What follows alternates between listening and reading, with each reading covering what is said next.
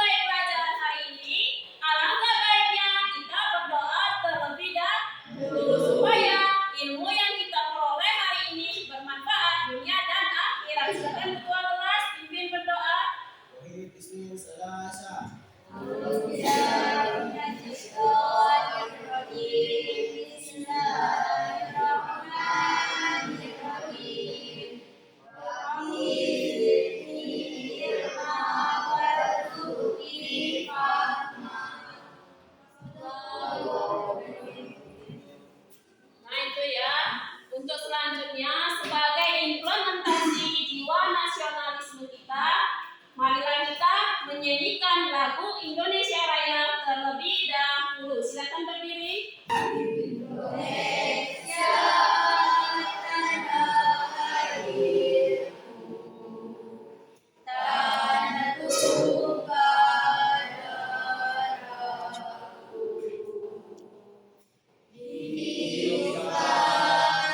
Indonesia. Nah itu ya,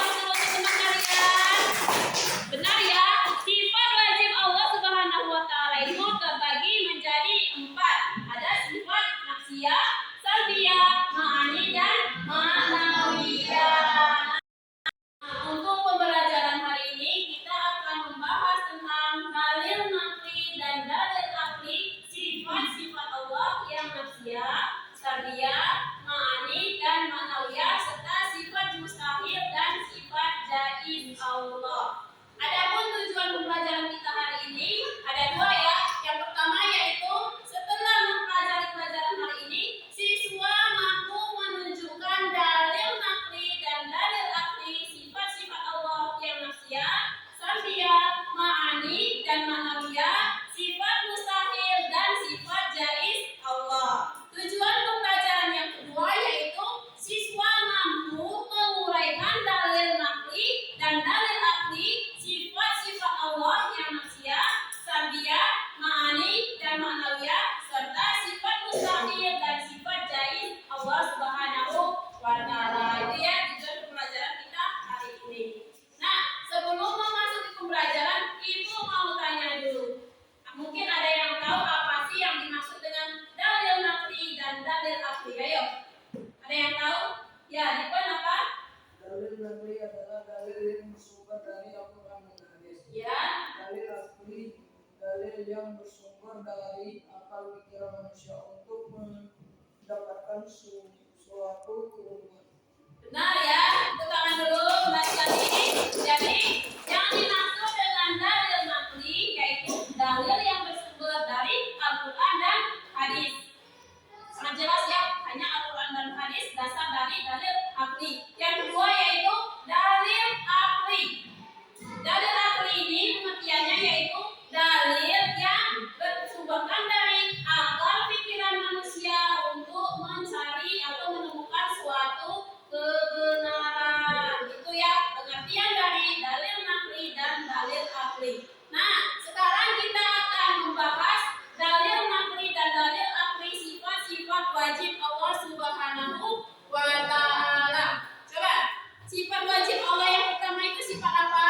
Wujud, yang berarti ada. Di sini sudah dijelaskan ya dalam Quran surat As-Sajdah ayat 5 dijelaskan kalau Allah itu mengatur segala urusan dari langit ke bumi. Kemudian urusan itu naik kepadanya dalam satu hari yang kadar atau lamanya adalah 1000 tahun menurut perhitunganmu.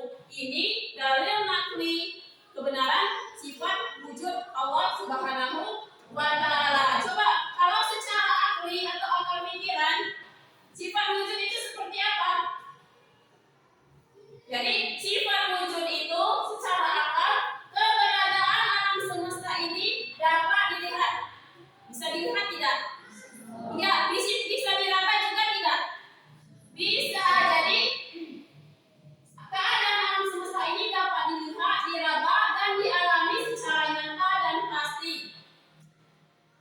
Sungguh sangat benar, jelas ya nak ya. Coba kalau kita perhitungkan dulu logikanya. Meja ini nak ya, apakah bisa tiba-tiba langsung berbentuk meja? Bisa tidak? Tidak. Berarti sudah pasti ada tukang kayu yang membuat meja. Itu ya. Begitupun alam, apa bisa tiba-tiba alam semesta ini tiba-tiba terbentuk seperti sekarang ini? Tidak juga, sudah pasti ada yang menciptakan alam semesta beserta isinya, yaitu Allah Subhanahu wa taala.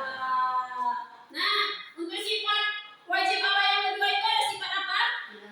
Bidang. Apa arti bidang? Terdahulu. Jadi jelas ya, kalau Allah itu memiliki sifat wajib bidang. Dalil naqlinya apa? Dijelaskan pada Quran surat Al-Hadid ayat 57 yang berbunyi huwal awwalu wal akhiru waz zahiru wal batinu wa huwa bikulli syai'in alim.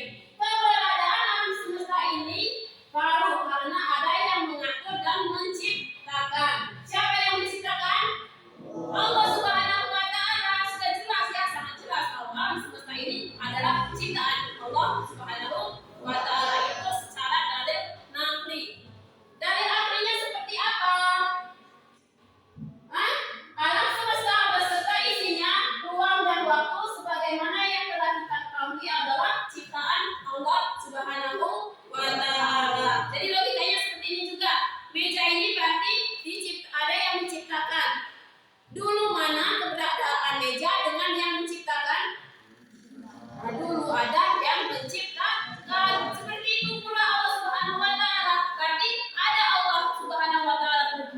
dahulu baru makhluk atau yang diciptakan. Itu yang dimaksud dengan Allah mempunyai sifat tidak. Sifat wajib Allah yang tiga apa? Bako. Apa arti bako? Kekal. Allah Subhanahu wa Ta'ala itu kekal.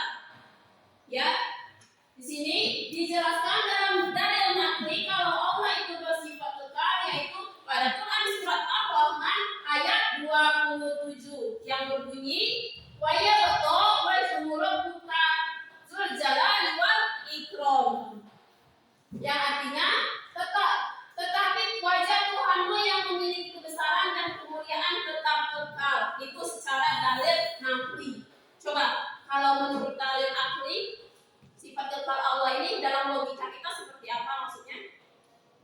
Kalau Allah itu kekal, berbeda tidak dengan manusia. Yang namanya Allah Subhanahu wa Ta'ala itu tidak akan pernah mati, hidupnya kekal abadi, berbeda dengan manusia. Kalau manusia itu mengalami kematian tidak?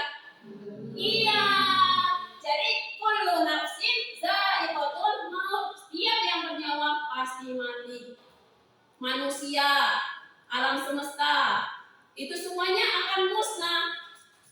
Berbeda dengan Allah Subhanahu wa Ta'ala. Kalau Allah itu abadi, tidak akan rusak, tidak akan meninggal. Beda ya dengan manusia. Paham? Jadi abadinya Allah itu berbeda dengan manusia. Kalau abadinya Allah itu dia tidak akan musnah kapanpun. Tapi kalau manusia dan alam semesta pasti akan musnah. Nah, untuk sifat wajib Allah yang keempat ada sifat Allah yang apa? Mukhalafatul lil hawadisi. Apa artinya mukhalafatul lil hawadisi? Allah itu berbeda dengan makhluknya. Salah ya kalau ada orang yang beranggapan kalau Allah itu sama dengan makhluknya, sama dengan ciptaannya. Tidak, berbeda. Berbedanya dari segi apa? Banyak.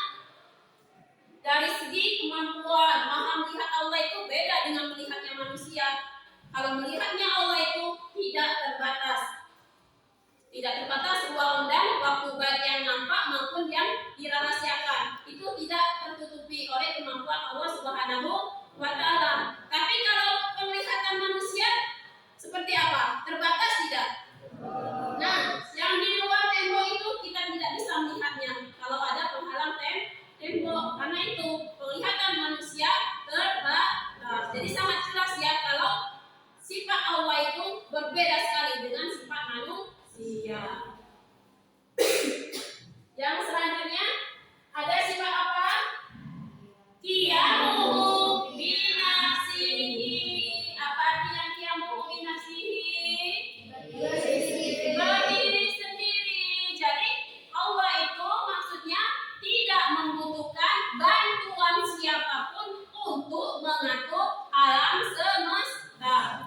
Dia mampu mengatasinya sendiri. Tapi kalau manusia butuh tidak bantuan orang lain? Butuh, karena manusia makhluk sosial, tidak bisa hidup tanpa bantuan dari orang lain. Itulah bedanya sifat Allah dengan sifat manusia di qiyamuhu binafsihi. Mengerti? Nah, sifat wajib Allah yang selanjutnya yang nomor 6 yaitu sifat wajib apa? Wahdaniyah. Apa itu artinya wahdaniyah? Allah itu Maha Esa. Dalil nakli dari sifat Allah yang Maha Esa atau wahdaniyah ini dijelaskan dalam Quran surat Al-Ikhlas ya, yang berbunyi Qul huwallahu ahad. Yaitu katakanlah kalau Allah itu Maha Esa. Sangat jelas ya kalau Tuhan atau Allah Subhanahu wa Ta'ala itu cuma satu, yang wajib disembah oleh manusia hanya satu, yaitu Allah Subhanahu wa Ta'ala. Jadi salah ya Naya kalau ada yang mengatakan Tuhan itu punya anak. Salah. Allah itu hanya satu, tidak beranak, tidak juga diperanakan. Sangat jelas Allah itu yang wajib disembah hanya satu. Coba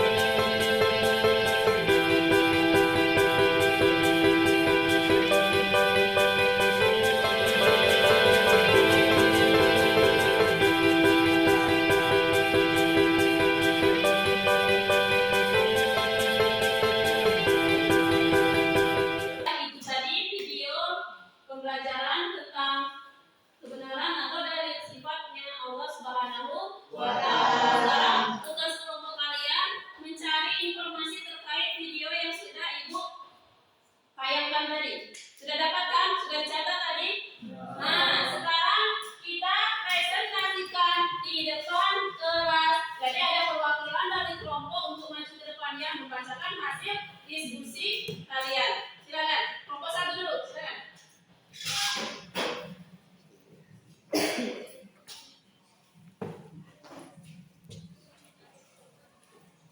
Assalamualaikum warahmatullahi wabarakatuh. Waalaikumsalam warahmatullahi wabarakatuh. Kelompok kami menyimpulkan bahwa kejaminan pikiran dan ilmu yang dimiliki manusia sesungguhnya bisa menjelaskan alam dan kehidupan. Setiap manusia tumbuh berkembang sampai pada batas waktu yang tak mampu dilampauinya, lagi yaitu ajal. Sungguh tidak masuk akal manusia yang berpikir secara cemerlang dan mendalam menafikan keberadaan Sang Pencipta. Karena hal yang sederhana saja seperti sebuah tulisan pasti ada sang penulis. Apalagi gambar kompleksitas kehidupan di dalam semesta beserta isinya. Sungguh menunjukkan tanda-tanda kekuasaan Sang Pencipta. Sekian, terima kasih. Wassalamualaikum warahmatullahi wabarakatuh. Baguslah, tepuk tangan dulu. Ya, naskah ya itu hasil dari pemaparan dari kelompok 1. Nah, sekarang pemaparan dari kelompok 2. Silakan.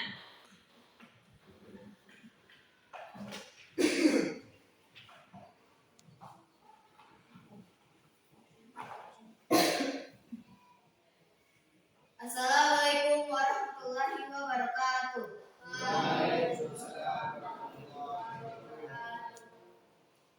Ini adalah hasil presentasi kelompok 2. Setiap ciptaan pasti ada yang menciptakannya. Karena cipta-ciptaan tersebut, baik yang lalu maupun yang akan datang, pasti ada penciptanya yang mengadakannya. Karena tidak mungkin ia menciptakan dirinya sendiri, dan juga tidak mungkin ada secara spontan. Mustahil sesuatu menciptakan dirinya sendiri karena sebelumnya ia tidak ada. Bagaimana ia menjadi pencipta? Karena segala kejadian pasti ada yang melakukannya dan keberadaannya dengan teratur, rapi dan indah, tersusun baik dan saling berkaitan, serasi antara sebab dan musababnya, antara satu dan yang lain. Sangat tidak mungkin terjadi secara spontan.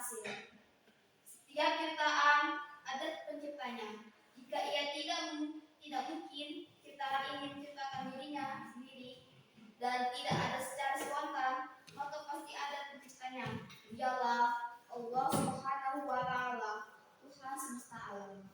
Sekian, terima kasih. Assalamualaikum warahmatullahi wabarakatuh. Waalaikumsalam warahmatullahi wabarakatuh. Bagus ya, itu ya. Memang hasil dari pengamatan video kalian juga bagus. Berarti sudah memahami apa itu kebenaran dalil, naqli dan akli. Jadi sangat benar sekali nak ya. Kalau alam semesta ini pasti memang ada yang menciptakan, tidak ada yang tidak menciptakan. Sudah sangat banyak sekali fenomena-fenomena alam bukti kebenaran tentang adanya Allah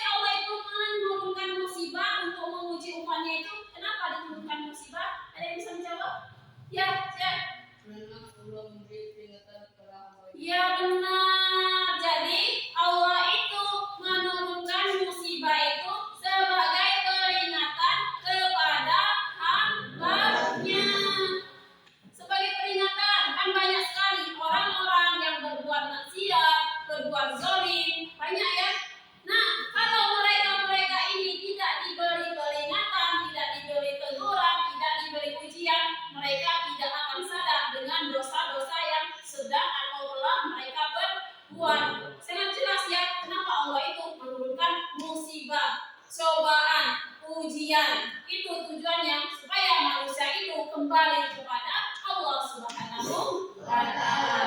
Mengerti? Paham? Ada yang ingin ditanyakan lagi? Tidak. Sekarang berhubung pembelajaran sudah akhir ya nak ya, kita kerjakan dulu tugas mandiri. Silakan keluarkan buku dan penanya. Silakan kerjakan soal yang ada di papan tulis. Nanti kumpul dengan ibu ya.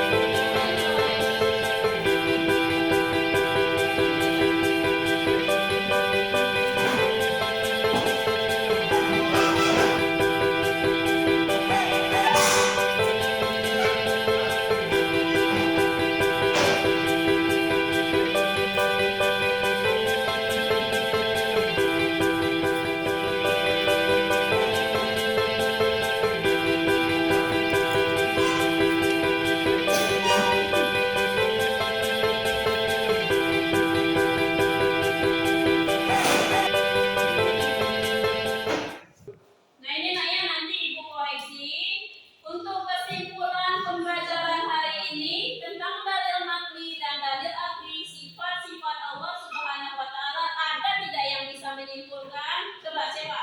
Ya, siapa nih bisa? Silakan. Kesimpulan dari pelajaran hari ini adalah sudah banyak sekali dalil naqli dan dalil akli sebagai kebenaran sifat-sifat Allah. Sepantasnya lah kita sebagai seorang muslim untuk meningkatkan iman dan takwa kita kepada Allah Subhanahu wa Ta'ala.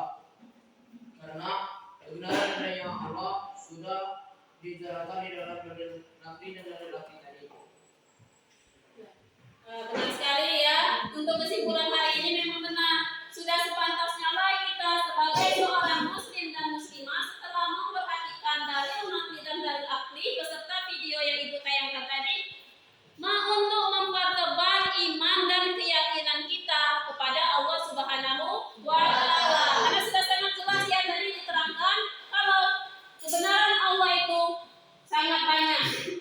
Terbukti dari adanya dalil naqli dan dalil akli tadi. Nah, untuk pembelajaran selanjutnya minggu depan, untuk tugas di rumah, silakan membuat kaligrafi. Tahu kaligrafi? Tulisan yang indah